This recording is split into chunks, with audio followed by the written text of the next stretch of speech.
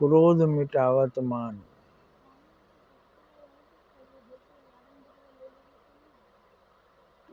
क्रोध जो है वो पाप का मूल है। ऐसे क्यों कहा गया?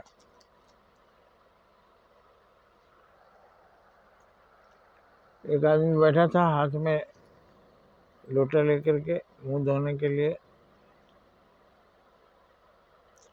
उसका बच्चा कहीं से आया, उसको पूछा कहाँ था, वो कुछ जवाब नहीं दिया, डर गया।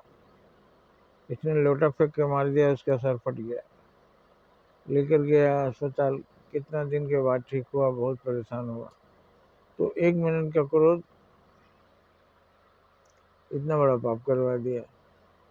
अभी हाल में एक जगह आया कि बच्चा चोरी से रसगुल्ले खा गया, तो उस आदमी को गुस्सा लगा। हालांकि उसका माता पिता नहीं थे, वो दूसरा आदमी था। उसने उठाकर उस बच्चे को तंदूर में बैठा दिया। उसका बदन जलने लगा, गिर गया तंदूर के अंदर।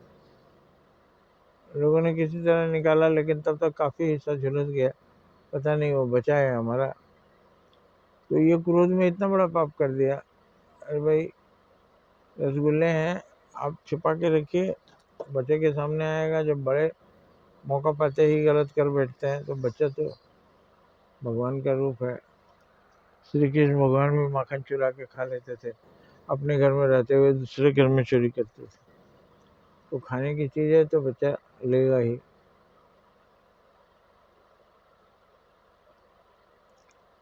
अपने को रोक नहीं पाएगा। तो क्रोध पाप का मूल है।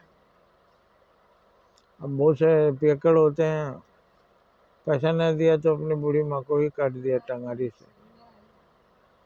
तो क्रोध पाप का मूल है। पत्नी से कुछ गलती हो गई, खाना में नमक ज्यादा पड़ गया, पत्नी को उठा के पीट दिया, थाली पटक दिया, फूट गई। क्रोध पाप का मूल है। क्रोध में ही आकर आदमी ने पड़ोसी की हत्या कर दी, अभी वो जेल में सड़ रहा है। क्रोध पाप का मूल है। तो जब क्रोध आए तो सोचिए कि इसका बौद्धिक निराकरण क्या है। क्रोध का यह मतलब नहीं कि आप भी वही गलत काम कर बैठिए जिसको लेकर पछताना पड़े। तो वही होगा, बिना विचारे जो करे सो पीछे पछताए।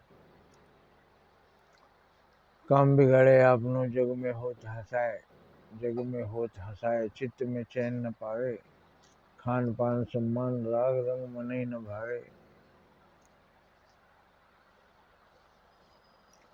का गिरधर कबीराए दुख अटरे न टारे,